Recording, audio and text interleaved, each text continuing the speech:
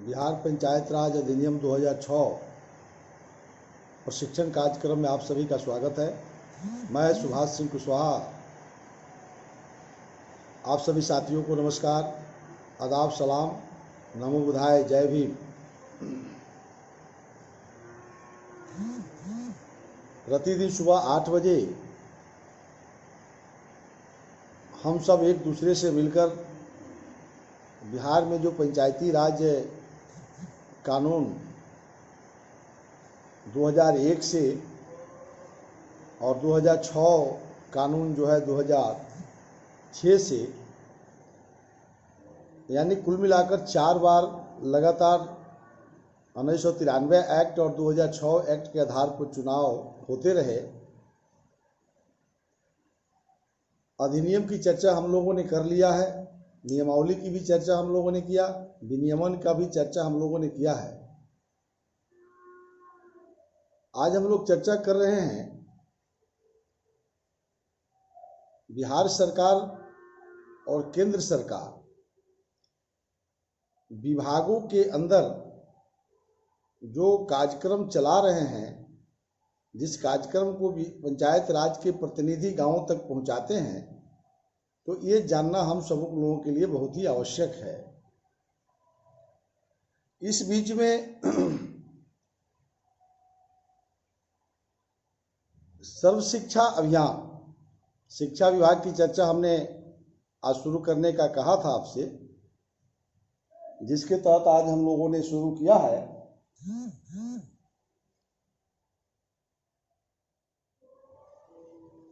दो 2001 में सर्व शिक्षा अभियान पूरे देश में एक साथ, जब तत्कालीन प्रधानमंत्री अटल बिहारी वाजपेयी जी एक प्रोजेक्ट देश को दिए थे, सर्व शिक्षा अभियान, जिसका नाम फिर केंद्र सरकार ने बदलकर समग्र शिक्षा अभियान कर दिया है। तो आज के परिवेश में इसका नाम है समग्र शिक्षा अभियान। तो किताबों के अंदर सर्व शिक्षा अभियान है, दोनों का बात एक ही है, विषय एक है, एक्ट एक है, कानून एक है। शिक्षा व्यवस्था को पंचायती राज से कितनी बारीकी से जोड़ा गया है, जब इसका अध्ययन करेंगे तो यह हम सबको समझ में आएगी। जैसा हम स्वास्थ्य विभाग की चर्चा कर रहा था कि स्वास्थ्य विभाग का भी मौलिक अधिकार है राज्य के अंदर आम लोगों को स्वास्थ्य सुविधा लेने के लिए, उसी प्रकार से आपको शिक्षा विभाग एक मौलिक अधिकार है गांव गरीब किसान मजदूरों के सभी बच्चों को शिक्षा प्राप्त करने का, यह मौलिक अधिकार है। हर बच्चे को शिक्षा देना अनिवार्य है, ये सर्व शिक्षा अभियान कह रहा है। इस चीज को आज बारीकी से जानना है कि सर्व शिक्षा अभियान है क्या और पंचायत प्रतिनिधि कैसे इसमें काम करेंगे। पहला क्लास से 8वीं क्लास तक के सभी छात्रों को 8वीं क्लास तक की शिक्षा निश्चित रूप से देना इस प्रोजेक्ट का पहला अभियान है। और विद्यालय पूर्व शिक्षा की व्यवस्था भी केंद्र और राज्य सरकार ने किया, जिसको आंगनबाड़ी केंद्र के रूप में हम जानते हैं। 3 वर्ष तक के 0 से 3 वर्ष के बच्चों को आंगनबाड़ी केंद्र में और 3 से 6 वर्षों के बच्चे और बच्चियों को आंगनबाड़ी केंद्र पर तैयार किया जाता है कि पहला क्लास में नामांकन जैसे ही 6 वर्ष का उम्र हो जाएगा तो आंगनबाड़ी से सर्व शिक्षा अभियान यानी पहला क्लास में नामांकन करा दिया जाएगा। ये व्यवस्था बनाया गया और पूरे भारत में 2002-03 में इस कार्यक्रम को लाया गया और पर्याप्त मात्रा में इसमें पैसा की भी व्यवस्था किया गया। 1 मिनट थोड़ा सा आप रुकेंगे।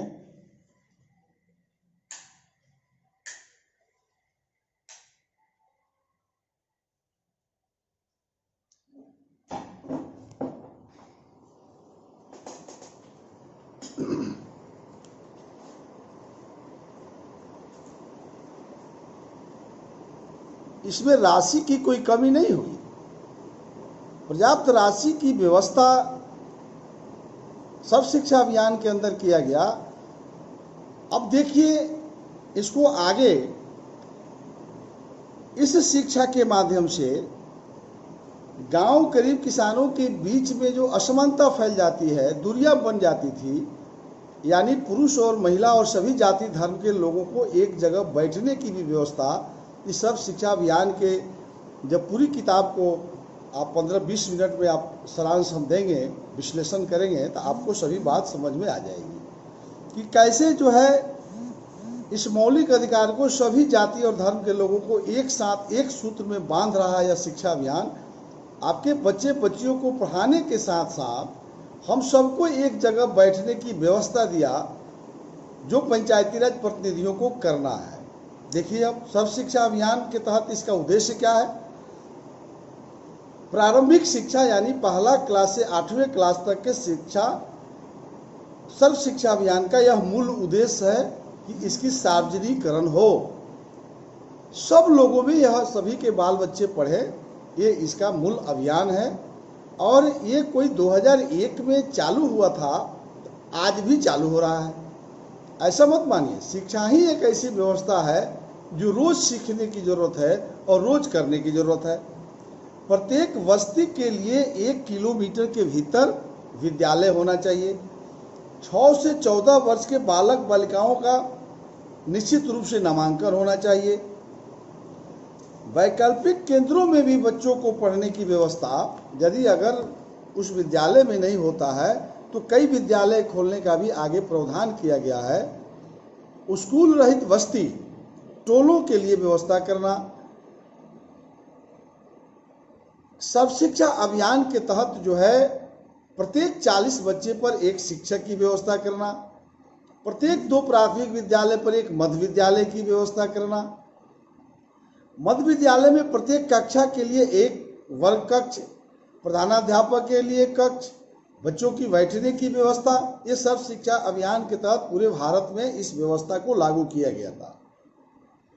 मरम्मती के लिए भी समय समय पर 7,500, 10,000 राशि भी शिक्षा समिति की गठन किया गया, उस व्यवस्था को दिया गया।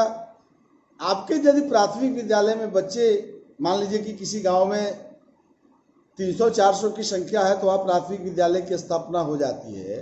लेकिन सुदूर देहात में भी, गांव के में बहुत देखिएगा कि 2 किलोमीटर 1 किलोमीटर पर कोई 2, 4, 10 घर बना लिए, उनके बच्चों को भी पढ़ाने की व्यवस्था सरकार ने सोचा और उसके लिए भी कहा कि प्रारंभिक औपचारिक शिक्षा की व्यवस्था करेंगे, वैकल्पिक नवाचारी शिक्षा की व्यवस्था किया गया, समावेशी शिक्षा की व्यवस्था किया गया, आपको कंप्यूटर शिक्षा की व्यवस्था किया गया, पूर्व बालपन शिक्षा की व्यवस्था हुई, लोक भागीदारी वातावरण का निर्माण किया गया, रासायनिक कार्य के माध्यम से। यानी कुल मिलाकर के हर दृष्टिकोण से आपके बच्चे को पढ़ने के लिए सर्व शिक्षा अभियान लाई गई थी। और जवाबदेही किसको दी गई थी? ये पंचायती राज को। ये आगे आप समझेंगे। नई प्राथमिक विद्यालय का निर्माण 1 किलोमीटर विद्यालय से यदि कोई गांव हो तो वहां के बच्चे को वहीं पर विद्यालय खोलने की भी व्यवस्था की गई और खोला भी गया। आज भी यदि वैसा कुछ हो तो आप ग्राम पंचायत, पंचायत समिति और जिला परिषद से इसको कर सकते हैं। मिडिल स्कूल में जो बनाने की व्यवस्था भी पंचायती राज के जिम्मे दिया गया कि 2 प्राथमिक विद्यालय में 1 प्राथमिक विद्यालय को मध्य विद्यालय में परिणत करने का भी ग्राम पंचायत, पंचायत समिति और जिला परिषद को अधिकार दी गई।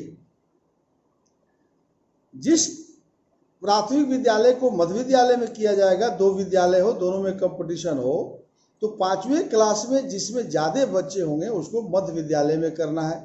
आज भी यदि गांवों के अंदर आप चाहते हैं, यह व्यवस्था जहां लागू नहीं हुई है, वहां आप मिडिल स्कूल बनवा सकते हैं और उस मिडिल स्कूल को हाई स्कूल में भी आप ले जाकर परिणत करवा सकते हैं। तो ये पंचायती राज के जनप्रतिनिधियों को जानकारी के लिए मैं बता रहा हूं कि यदि उनको यह जानकारी नहीं होगी कि प्राथमिक विद्यालय का नया कैसे खोलना है, मध्य विद्यालय कैसे बनता है, उच्च विद्यालय कैसे खोला जाता है, तो इसके अध्ययन करना बहुत जरूरी है। तो पंचायत राज जनप्रतिनिधि को अध्ययन नहीं हो रहा है और गांव के लोगों को भी जानकारी नहीं है, इसीलिए जो है यह व्यवस्था कायम नहीं हो रही है, हमें ऐसा महसूस हो रहा है। शिक्षकों को प्रशिक्षण देने की भी व्यवस्था है, होती भी है, आप सब जानते हैं। निःशुल्क पाठ्य पुस्तक के वितरण और मुफ्त में किताब देने का भी व्यवस्था बिहार सरकार ने किया और देती भी रही है। कभी कभी ऐप्स में विलंब भी हुई है, तो मुफ्त किताब देने की भी व्यवस्था बिहार सरकार ने किया है। आपको वैसा कुछ ऐसा विद्यालय है जिसकी अपनी भवन नहीं है। बहुत जगह देखते होंगे कि किसी न किसी वृक्ष के नीचे विद्यालय चल रहे हैं, तो वहां सरकारी जमीन उपलब्ध नहीं है, कोई प्राइवेट व्यक्ति जमीन देने के लिए तैयार नहीं है। तो वैसे स्थिति में विद्यालय से 3 किलोमीटर दूर है, तो वहां के बच्चों को मजबूरी है उसी प्रकार से शिक्षा देना। ये गांव के लोगों को बैठ करके कोई ना कोई जमीन देना चाहिए और उसकी उचित मूल्य सरकार से लेनी चाहिए, या दान करिए, तो निश्चित रूप से सरकार के पास पर्याप्त पैसा है, वैसा भवन बन सकता है। इसमें पंचायत प्रतिनिधियों को रुचि लेना होगा। गुणवत्ता शिक्षा के प्रति अच्छी शिक्षा की व्यवस्था हो, इसमें कह रहा है समझे और सीखे कार्यक्रम इसका नाम है, कि उसमें सभी समुदाय के लोग बैठे। गुणवत्तापूर्ण शिक्षा कैसे हो, अभिभावकों और शिक्षकों की भागीदारी कैसे हो, इस समझ विकसित करने की जागरूकता बढ़ाने की जरूरत है। शिक्षा से जुड़े सभी अधिकारियों का क्षमता वर्धन करने, उसकी गुणवत्ता शिक्षा उनके कार्यों एवं अनुसरण का अहम हिस्सा बन सके, विद्यालय अपने कर्तव्य का प्रभावी ढंग से निर्वहन करने लगे, बच्चे गुणवत्तापूर्ण शिक्षा ग्रहण करने लगे, उचित मानक स्तर को प्राप्त कर सकें, यानी अच्छी शिक्षा पा सकें। इन उद्देश्यों के सभी जिलों में इस कार्यक्रम का शुभारंभ 2011 में किया गया था। समझे और समझावें, यह कार्यक्रम बिहार सरकार का चला था। इस कार्यक्रम के संचालन करने के लिए बिहार शिक्षा परियोजना जो परिषद है, वह बिहार शैक्षिक गुणवत्ता मिशन की स्थापना किया था। तो बिहार शैक्षणिक गुणवत्ता मिशन सिर्फ किताब के पन्नों में रह गई और समझे और समझावें आज तक जो है सड़क पर बउआ रहा। इसके तहत जो व्यवस्था किया गया था, प्रत्येक शनिवार को आपके प्राथमिक और मध्य विद्यालय में अभिभावकों की गोष्ठी करने का नियमावली तैयार किया गया। यानी जो भी बच्चे पढ़ते हैं विद्यालय में, उनके जो अभिभावक हैं, प्रत्येक शनिवार को विद्यालय में जाएंगे और शिक्षक और अभिभावकों के बीच में गोष्ठी होगी। ये आज भी कानून है। तो उन दोनों को बैठक में शिक्षक और अभिभावकों के बीच में चर्चा होती। अब उसमें जो है ये बात आती सामने कि बच्चे में क्या गड़बड़ी है और शिक्षक में क्या गड़बड़ी है। अभिभावक जो उपस्थित होते तो वो शिक्षक लोगों से सवाल करते कि हमारे बच्चे को आप होमवर्क नहीं दे रहे हैं, घर पर जाता है तो पढ़ता नहीं है, होमवर्क क्यों नहीं देते हैं। पाठिका तय होती कि अगला सप्ताह में क्या पढ़ाना है, होमवर्क देते कि नहीं देते। तो जब एक दूसरा के प्रति कमियों को खोजा जाता तो निश्चित रूप से फिर अगले शनिवार की बैठक में वह कमी दूर किया जा सकता था। विद्यालय के शिक्षक सवाल करते अभिभावक से कि आपके बच्चे सिर्फ पोषाहार खाने के लिए आते हैं, आपके बच्चे जो विद्यालय का समय है 10 बजे विद्यालय उपस्थित होने का, उस समय पर आपके बच्चे विद्यालय नहीं आते हैं, आपके बच्चे स्नान करके नहीं आते हैं, आपके बच्चे यूनिफॉर्म में नहीं आते हैं, आपके बच्चे पोषाहार खा करके टिफिन में भाग जाते हैं।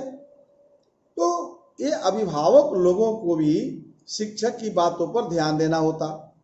तो अभिभावक और शिक्षक और सभी जाति धर्म के लोगों को हमने कहा कि ये बिहार शैक्षणिक गुणवत्ता मिशन के तहत यह व्यवस्था लाई गई थी कि सभी जाति धर्म के लोग शनिवार को बच्चे के बहाने ही विद्यालय में बैठते और वहाँ शिक्षा के साथ साथ गांव के विकास पर भी चर्चा हो जाती, तो वहां गुणवत्तापूर्ण शिक्षा की व्यवस्था हो जाती। इसके लिए सरकार ने जो व्यवस्था किया, फिर कहा जो आगे आप विद्यालय शिक्षा समिति की चर्चा जब हम करेंगे, तो विद्यालय शिक्षा समिति में जब जाइएगा तो बहुत बारीकी से एक कमेटी बनाई गई विद्यालय शिक्षा समिति के अंदर इस व्यवस्था को लागू करने के लिए कि हर जो है शनिवार को अभिभावक गोष्ठी हो, और विद्यालय शिक्षा समिति की गठन जो किया गया, यह नियमावली बना था 2013 में, बिहार राज्य बच्चों की मुफ्त अनिवार्य शिक्षा नियमावली 2013। यह मौलिक अधिकार जब दिया गया था तो उसके तहत विद्यालयों की एक कमेटी बनाई गई थी। उस कमेटी में आपके ग्राम पंचायत या नगर पंचायत के वार्ड के जो निर्वाचित सदस्य होते हैं, वार्ड सदस्य, उसके अध्यक्ष होंगे।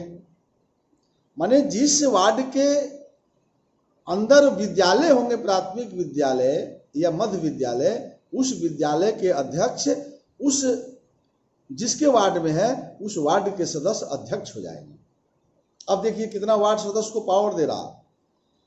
विद्यालय के प्रधानाध्यापक उसके सदस्य सचिव होंगे।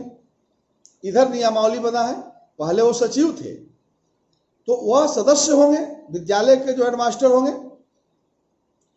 और जो छात्र और छात्राएं पढ़ते हैं उस विद्यालय के अंदर, उसके माताओं में से सिर्फ माता 9 सदस्य होंगे। 9 माता को सदस्य बनाया जाएगा जिनका बच्चे पढ़ते हैं। वैसे माता नहीं जिनके बच्चे नहीं पढ़ते हैं, इसके सदस्य नहीं होगी। उसमें आरक्षण दिया गया है, पिछड़ा वर्ग को 2 माता बनेंगी जिनके बच्चे पढ़ते हैं, अत्यंत पिछड़ा वर्ग से 2, अनुसूचित जाति जनजाति से 2, सामान्य जाति से 2, और एक निःशक्त बच्चे जो विकलांग होंगे उनकी मां एक सदस्य होगी। यानी इस तरह से कुल 9 सदस्य महिला होगी, माता होंगी जिनके बच्चे संबंधित विद्यालय में पढ़ते हैं। जीविका हर गांव में चल रही है, तो जीविका ग्राम संगठन की तरफ से विद्यालय में एक सदस्य बनाए जाएंगे। और महिलाओं की एक समूह भी गांवों के अंदर चलती है। एक जीविका एक महिला संगठन से एक यानी 2 सदस्य बनाया जाएगा। यह विद्यालय शिक्षा समिति में, जिसके अध्यक्ष वार्ड के सदस्य होंगे। आज भी यह व्यवस्था विद्यालय के अंदर कायम है। छात्र प्रतिनिधि, अब छात्रों के बीच से भी प्रतिनिधि का चयन करना है तो 2 छात्र का उसमें सदस्य रहने का प्रावधान किया गया है कानून में। और 2 छात्र कौन कौन होंगे? एक छात्र होंगे बाल संसद से और एक छात्र होंगे मीना मंच से। अब बाल सांसद क्या है और मीना मंच क्या है, फिर से आगे हम बताएंगे। बाल संसद विद्यालय में गठन होती है जिसमें प्रधानमंत्री होते हैं, उप प्रधानमंत्री होते हैं, शिक्षा मंत्री होते हैं, स्वास्थ्य मंत्री होते हैं। यानी जिस तरह से देश के प्रधानमंत्री नरेंद्र मोदी जी की कैबिनेट है, उसी प्रकार से प्राथमिक विद्यालय मध्य विद्यालयों में ये बाल संसद बनाने की भी व्यवस्था सरकार ने किया है, क्योंकि खेल खेल में विद्यालय की व्यवस्था छात्र ही अपने हाथों में ले लें। हर मिडिल स्कूल में मीना मंच की भी व्यवस्था की गई है, उसमें से भी कह रहा है कि एक जो है सदस्य होगी। तो 2 इसमें से हो गया। विद्यालय के जो वरीयतम शिक्षक होंगे, एक तो हेडमास्टर हो गए सदस्य, और एक और वरीय टीचर को कह रहा है कि इसके सदस्य बनाए जाएंगे। फिर कह रहा है कि भूमि दाता, बहुत जगह जमीन लोग दान किया, तब प्राथमिक और मध्य विद्यालय की स्थापना हुई, तो कह रहा है कि भूमि दाता के बीच से भी एक सदस्य चयन किया जाएगा, या भूमि दाता नहीं हो लेकिन 10 लाख रुपया से ज्यादा की पूंजी इन्वेस्ट किया हो, दान किया हो, तो उन लोगों में से किसी एक व्यक्ति को विद्यालय शिक्षा समिति का सदस्य बनाया जाएगा। या तो भूमि दाता हो या 10 लाख रुपया से अधिक राशि दिया हो, 10 लाख प्लस राशि चंदा दे दिया हो, चंदा लेने का भी प्रावधान है। तो वैसे लोगों में से एक व्यक्ति को सदस्य बनाने का प्रावधान है। संकुल आप सब जानते हैं, संकुल समन्वयक जो होते हैं उनमें जो क्षेत्र आएगा विद्यालय का, उसके संकुल के जो समन्वयक होंगे, प्रभारी होंगे, वह भी एक सदस्य होंगे। यानी वार्ड के सदस्य अध्यक्ष होंगे, उनको लेकर के 18 सदस्यों का यह एक कमेटी होगी और यही विद्यालय का संपूर्ण विकास करने की जवाबदेही है। इसी कमेटी को देखना है कि बाल संसद की बैठक हो रही है कि नहीं, इसी को देखना है कि मीना मंच की बैठक हो रही है कि नहीं। इसी कमेटी के जिम्मे और इस कमेटी के ही जिम्मे सारी शिक्षण संस्थान, पठन पाठन, अभिभावक गोष्ठी ये हो रही है कि नहीं हो रही है, यह कमेटी को प्रत्येक माह बैठने की अधिकार है। तो ये व्यवस्था एक कमेटी के माध्यम से सरकार ने चाहा है। सदस्यता के लिए पात्रता कौन कौन होंगे? अब इसमें आरक्षण के अलावा विद्यालय के पूर्ववर्ती वर्गों में जिन बच्चों की उपस्थिति, अब देख लीजिए, बांध रहा है कि मेंबर कौन होंगे, 50% से कम होगी, वैसे बच्चों की माता समिति के सदस्य रूप में चयन नहीं किया जाएगा। ये समझ लीजिए, जिन बच्चों की उपस्थिति पिछले वर्ष में 50% उपस्थिति नहीं होगा, उनकी मां का सदस्यता ग्रहण नहीं होगा। देखिए कितना बांध रहा है कानून को, इसे इंटरेस्ट जगेगा लोगों का। लेकिन पहला क्लास के बच्चों की माताओं में यह लागू नहीं होगा। पहला क्लास के बच्चे के लिए कुछ छूट है, लेकिन ऊपर के क्लास में 50% बच्चों की उपस्थिति चाहिए, तब जाकर के उसकी माता जो है विद्यालय शिक्षा समिति की सदस्य होंगी। चयन की प्रक्रिया क्या है? तो विद्यालय के प्रधानाध्यापक द्वारा संकुल समन्वयक की सहमति से जो संकुल होगा उसके समन्वयक आएंगे और एक तिथि की घोषणा होगी। सभी बच्चों के माध्यम से अभिभावकों की सूचना दिया जाएगा और सभी भी अभिभावकों की उपस्थिति में यह कमेटी का निर्माण किया जाएगा। कोई घर बैठ के नहीं कर लेगा। अगर आम सहमति से नहीं होता है तो बैलेट पेपर से होगा, चुनाव होगा। इसके लिए बेजाब्ते बिहार सरकार अधिसूचना जारी करती है। हाथ उठा करके फैसला नहीं होता है तो बेजाब्ते इसकी चुनाव किया जाएगा, तब जाकर इसका चुनाव होगा और तब इसके संकुल समन्वयक की अनुशंसा पर प्रखंड शिक्षा पदाधिकारी द्वारा समिति का निबंधन कर दिया जाएगा, तब यह कानूनी रूप ले लेगा। समिति के गठन के विरुद्ध यदि कोई कमी जोड़ी रह गई हो, किसी को अपील करना हो, तो 15 दिन के भीतर आप जिला कार्यक्रम पदाधिकारी को आप लिखित ऑब्जेक्शन लगा सकते हैं, कंप्लेन कर सकते हैं, आपत्ति दर्ज करा सकते हैं। तब उस पर 30 दिनों के अंदर इस पर निर्णय लिया जाएगा और समिति के अगर निर्णय हो गया, कमेटी चालू हो गई, तो फिर वार्ड के सदस्य अध्यक्ष जो होते हैं वो आगे कार्यवाही के लिए स्वतंत्र हो जाएंगे। समिति के सचिव चयनित सदस्यों के द्वारा अपनों में से बहुमत से किया जाएगा। समिति की कार्यकाल 3 वर्ष का होगा। यह जो चुनाव होगा 3 वर्ष के लिए होगा, फिर उसके बाद फिर आम सभा होगी। विद्यालय में जो अभिभावकों की गोष्ठी होती रहती है। बैठक का कोरम जो है ये 2/3 सदस्यों की उपस्थिति से होगी। यानी कोरम जो है 2/3 सदस्यों की उपस्थिति से होगी, किंतु जब उस एजेंडा के लिए पुनः बैठक बुलाई जाएगी, अगर बैठक कोरम के अभाव में स्थगित हो जाती है, तब उस बैठक में कोरम की आवश्यकता नहीं है, जितना लोग आएंगे उतने से बैठक होगी। विद्यालय शिक्षा समिति की बैठक हर माह होगी, हर माह होना है और सरकार ने एक गाइडलाइन भी जारी किया है। हम नियमावली की चर्चा जब कर रहे होंगे उसमें जो साथी सुने होंगे, महीना के आखिरी शनिवार को विद्यालय शिक्षा समिति की बैठक के लिए राज्य सरकार ने स्पष्ट गाइडलाइन जारी कर दिया है। हर माह के अंतिम शनिवार को विद्यालय शिक्षा समिति की बैठक होगी, अनिवार्य रूप से होगी और इसके लिए वार्ड के अध्यक्ष और प्रधानाध्यापक अधिकृत हैं। अब यह नहीं हो रहा है, यही तो प्रशिक्षण है। आप जागरूक होइए ना, किसी एक विद्यालय में शुरुआत हम सब साथी को करना चाहिए।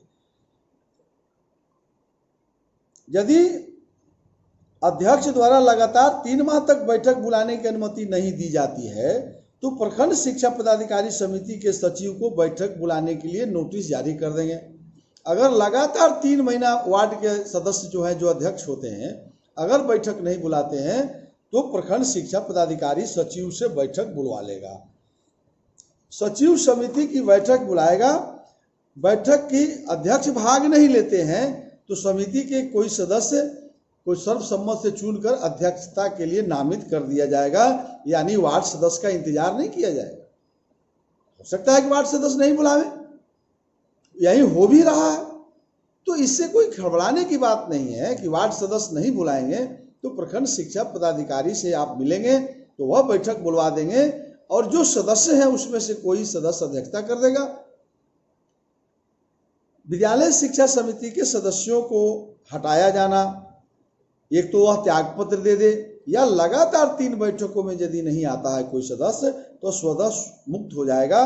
विद्यालय शिक्षा समिति की विघटन, विद्यालय शिक्षा समिति का काम क्या है? तो विद्यालय शिक्षा समिति की कार्यों की चर्चा जो है, विद्यालय के संचालन का अनुश्रवण करना, विद्यालय के सभी स्रोतों को पता लगाना, विद्यालय के अंदर पठन पाठन को ठीक करना, भवन को ठीक रखना, शिक्षकों की उपस्थिति को देखते रहना, पाठिका देखते रहना और प्रत्येक शनिवार को अभिभावक गोष्ठी हो रही है कि नहीं हो रही है उसको ख्याल में रखना। सरकार के द्वारा प्राथमिक मध्य विद्यालय अलग अलग है, किसी को 7,500 है, 10,000 है, 20,000 है। विद्यालय को उसमें रंग रोगन के लिए, बेंच टूट गया हो उसको मरम्मती के लिए स्पेशल पैसा आती रहती है, खेल कूद के प्रोत्साहन के लिए भी विद्यालय के विकास में पैसा आती रहती है और भवन निर्माण में भी पैसा आती रहती है। तो यह तमाम विद्यालय शिक्षा समिति की देखरेख में किया जाएगा, यह ऐसा प्रावधान किया गया है। यानी एक शिक्षा व्यवस्था को दान से भी कह रहा है कि दान से भी पैसा आती रहती है, आप ले भी सकते हैं, किसी सांसद विधायक से भी अप्रोच कर सकते हैं। विद्यालय शिक्षा समिति पंचायती राज संस्था नगर निकायों की उपसमिति के रूप में कार्य करेगी, यानी विद्यालय शिक्षा समिति पंचायत राज के देख रेख में कार्य कर रही है। तो फिर एक बार दोहरा देते हैं कि विद्यालय शिक्षा समिति, बाल संसद, मीना मंच, प्रत्येक शनिवार को विद्यालय शिक्षा समिति अभिभावकों की गोष्ठी हो रही है कि नहीं, प्रत्येक माह के आखिरी शनिवार को विद्यालय शिक्षा समिति की बैठक हो रही है कि नहीं, इसके लिए ग्राम पंचायत को अधिकृत किया गया है कि कार्यकारिणी की बैठक में, जो मुखिया की ग्राम पंचायत कार्यकारिणी की बैठक होती है उसमें प्रधानाध्यापक को बुला करके ये सभी बातों की समीक्षा करनी है। हो सकता है कि वार्ड सदस्य की वैल्यू नहीं कर रहा हो हेडमास्टर, तो मुखिया के कार्यकारिणी की बैठक में वहां पर वार्ड सदस्य बात रखेंगे तो वहां फैसला हो जाता है। अगर वहां प्रधानाध्यापक नहीं मानेंगे तो ग्राम पंचायत के पास अस्थाई समिति है, वह अस्थाई समिति जांच करके प्रधानाध्यापक के खिलाफ में यदि लिख देती है तो प्रधानाध्यापक जो है अपने नौकरी से भी हाथ धो सकते हैं। इसीलिए ग्राम पंचायत की बहुत ही मूल अधिकार दिया गया है जो आगे अभी मिलेगा। ये तो आज पहला दिन चर्चा किए हैं, इसमें 4-7-8 दिन लग सकता है, हमको भी अंदाज नहीं है। तो रोज अगर आप शिक्षा व्यवस्था को सुनेंगे तब जाकर के आपको पूरी बात समझ में आएगा कि शिक्षा, समग्र शिक्षा अभियान कैसे सफल होगी या सर्व शिक्षा अभियान फेल हो गया है। राज्य के अंदर शिक्षा व्यवस्था बहुत मजबूत नहीं हो रहा है, जबकि राज्य और केंद्र सरकार दुनिया का पैसा दे रहा है, लेकिन हमको पता नहीं लग रहा है कि राज्य सरकार एक ग्राम पंचायत के प्रति इतना लचीला क्यों है। ग्राम पंचायत ही अपने दायित्व और कर्तव्यों का निर्वहन करने में लगातार कैसे चूक हो रही है। क्यों वार्ड सदस्य और मुखिया अपने कर्तव्यों का निर्वहन करने से पीछे रह जाते हैं। यदि किसी विद्यालय की व्यवस्था, शिक्षा व्यवस्था फेल है तो समझ लीजिए वहां का ग्राम पंचायत फेल है। जहां शिक्षा व्यवस्था अगर एकदम सही है तो वहां समझिए कि वार्ड सदस्य और मुखिया यानी ग्राम पंचायत बहुत मजबूत है। यही व्यवस्था है